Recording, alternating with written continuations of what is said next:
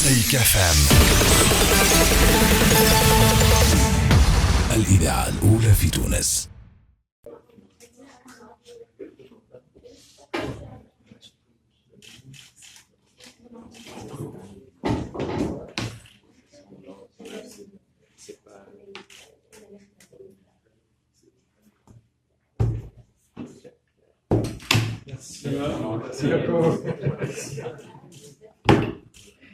Collaboration. Là, en fait, on a deux façons de faire.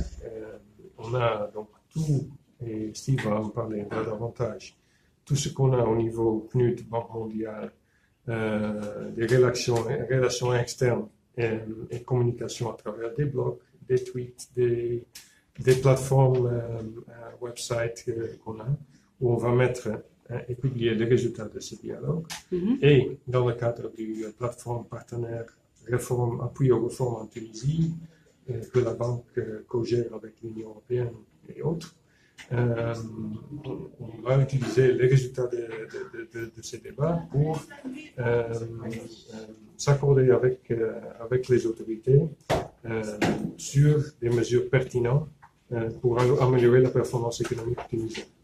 Donc c'est un nouveau partenariat entre la Banque mondiale et le Programme des Nations Unies pour le développement. C'est une première régionale, je dirais, dans la région Moyen-Orient, Afrique du Nord, entre les deux institutions, qui vise en effet à créer ce dialogue constructif, inclusif, transparent, avec des experts nationaux, mais aussi, c'est un peu les différences, internationaux, de la Banque mondiale, des Nations Unies, mais d'ailleurs aussi des académiques, par exemple, qui viendraient des États-Unis ou de l'Europe, de la France, mais aussi d'autres pays, pour parler de problématiques liées au développement économique, socio-économique, de croissance inclusive en Tunisie. Comme vous le savez, la Tunisie est une pionnière en matière de transition démocratique et politique, et on espère qu'avec cette série de dialogues, des Economic Policy Dialogue Series, qu'on va avoir de manière mensuelle, on va pouvoir aussi aider à positionner la Tunisie au niveau de la réflexion sur les politiques économiques et de développement.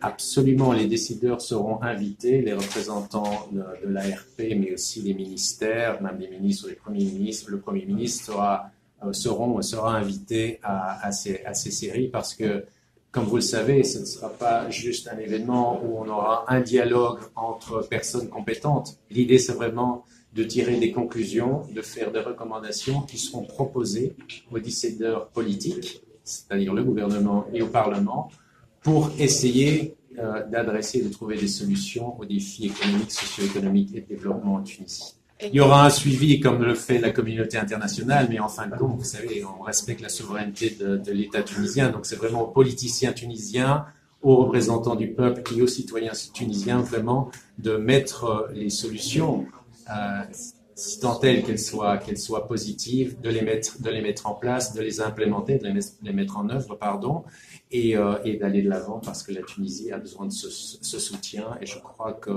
le nouveau Premier ministre désigné, le président, en ont bien conscience et je crois qu'ils nous soutiendront aussi dans ce processus. Dans la première rencontre, ce sera le 30 janvier, donc de manière mensuelle tous les jeudis.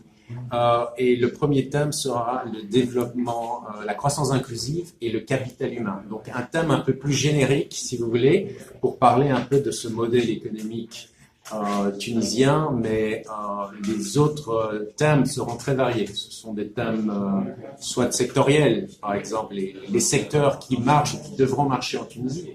Pensez au tourisme, quel est le futur du tourisme en Tunisie, l'autre tourisme peut-être, mais aussi des questions qui sont liées par exemple au goulot d'étranglement. On peut parler de chaîne logistique par exemple dans le port de Radès, qui est très important pour l'importation, l'exportation de produits en Tunisie, des questions de fiscalité, des questions d'énergie renouvelable, que sais-je. Il y aura beaucoup de choses sur lesquelles on va pouvoir discuter cette année et on espère au-delà de 2020.